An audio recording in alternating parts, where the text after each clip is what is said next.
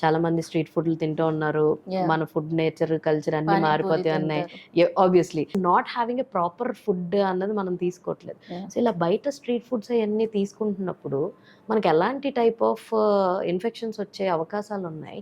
నేను కూడా huge panipuri lover. I'm guilty here. But actually street ఫుడ్లో ప్రాబ్లం ఏంటి అంటే, మనం apart from keeping that oil unhealthy అదంతా ఒక సైడ్, అది వేరే టాపిక్. ఇన్ఫెక్షన్స్ గురించి మనం మాట్లాడుకున్నట్టే, street food is not hygienic, not very hygienic. You know, ఎక్కడో గల్లీలో స్టార్ట్ చేసి అక్కడే ఐస్ పగలుకుని, నేను చూస్తాను అప్పుడప్పుడు how they are preparing so that I can eat.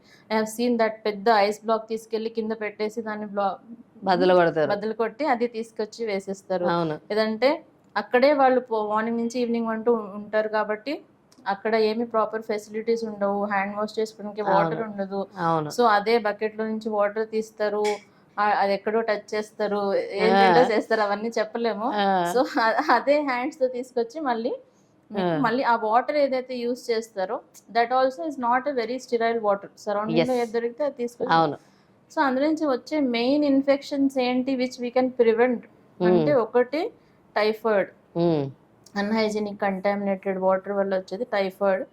Second హెపటైటిస్లో హెపటైటిస్ ఏ, హెపటైటిస్ ఈ, ఈ మూడు వచ్చే అవకాశం ఉంది. టైఫాయిడ్ వస్తే ఏమొస్తుందంటే ఫీవర్, డయేరియా కానీ కాన్స్టిపేషన్, హై గ్రేడ్ ఫీవర్. మీకు అర్థం కావట్లేదు ఫీవర్ ఎందుకు వస్తుందో. When you do that blood culture which I have told you before taking antibiotics, you grow that bacteria అనమాట in the blood, then you will treat it for 2 weeks and then you're okay.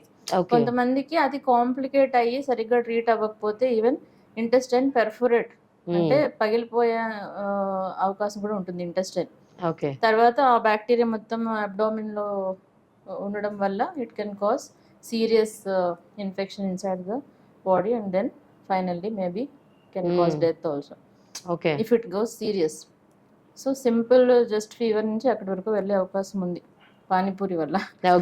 So అది చేయాలి అంటే మీరు first look around, look for some hygiene place ఎలా ఉంది. Second is vaccination again.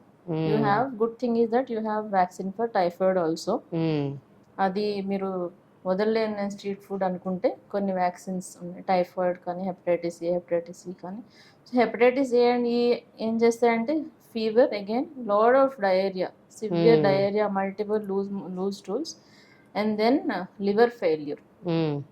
Normal కొంచెం మీరు blood test చేశారు, ఎల్ఎఫ్టి కొంచెం ఎంజైమ్స్ రేజ్ అయ్యాయి, that is okay. But it can go into serious liver failure and you may require liver transplantation also.